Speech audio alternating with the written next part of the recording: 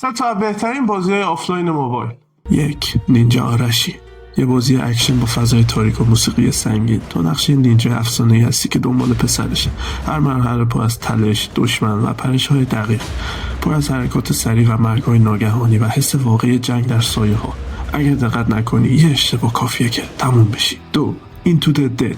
یه رانر آخر زمانی که وسط زامبیا گیر افتادی. هدف ساده است، تا جایی که میتونی زنده بمون.